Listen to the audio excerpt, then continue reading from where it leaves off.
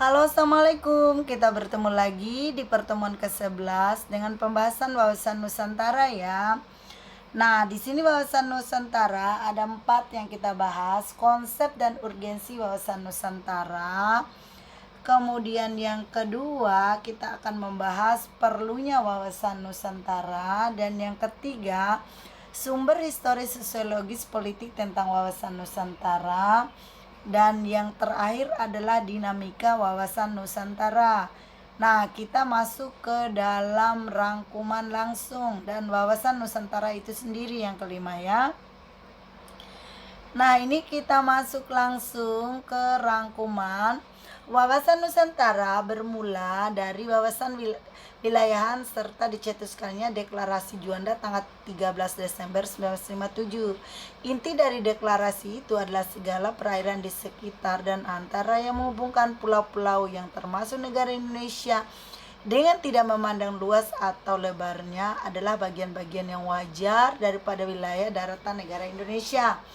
Dengan demikian, bagian dari perairan, pedalaman atau nasional yang berada di bawah kedaulatan mutlak milik bangsa Indonesia. Keluarnya Deklarasi Juanda 1957 membuat wilayah Indonesia sebagai satu kesatuan wilayah.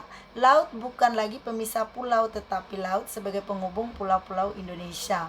Melalui perjuangan di forum internasional, Indonesia akhirnya diterima sebagai negara kepulauan Archipelago State berdasarkan hasil keputusan Konvensi Perserikatan Bangsa-Bangsa tentang Hukum Laut (UNCLOS) tahun 1982. Pertambahan luas wilayah Indonesia sebagai satu kesatuan memberikan potensi keunggulan positif yang dapat dimanfaatkan untuk meningkatkan kesejahteraan. Namun demikian juga mengundang potensi negatif yang bisa mengancam keutuhan bangsa dan wilayah. Wawasan Nusantara sebagai konsep kewilayahan selanjutnya dikembangkan sebagai konsepsi politik kenegaraan sebagai cara pandang bangsa Indonesia terhadap diri dan lingkungan tempat tinggalnya sebagai suatu kesatuan wilayah dan persatuan bangsa. Esensi dari wawasan Nusantara adalah kesatuan atau keutuhan wilayah dan persatuan bangsa, mencakup di dalamnya pandangan akan satu kesatuan politik, ekonomi, sosial, budaya, dan pertahanan keamanan. Wawasan Nusantara merupakan perwujudan dari sila ketiga Pancasila, yaitu Persatuan Indonesia.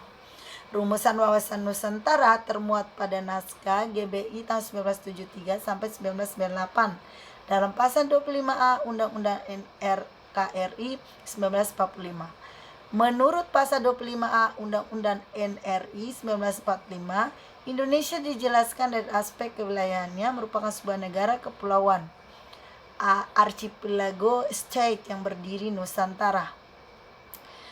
Berdasarkan pasal 25 Undang-Undang Negara Republik Indonesia 1945 ini pula bangsa Indonesia menunjukkan komitmennya untuk mengakui pentingnya wilayah sebagai salah satu unsur negara sekaligus ruang hidup bagi bangsa Indonesia yang telah bernegara. Ketentuan ini juga mengukuhkan kedaulatan wilayah NKRI di tengah potensi perubahan batas geografis sebuah negara akibat gerakan separatisme, sengketa perbatasan antar negara, dan pendudukan oleh negara asing. Oke, demikian hari ini pertemuan 11 hanya itu pembahasan kita. Terima kasih.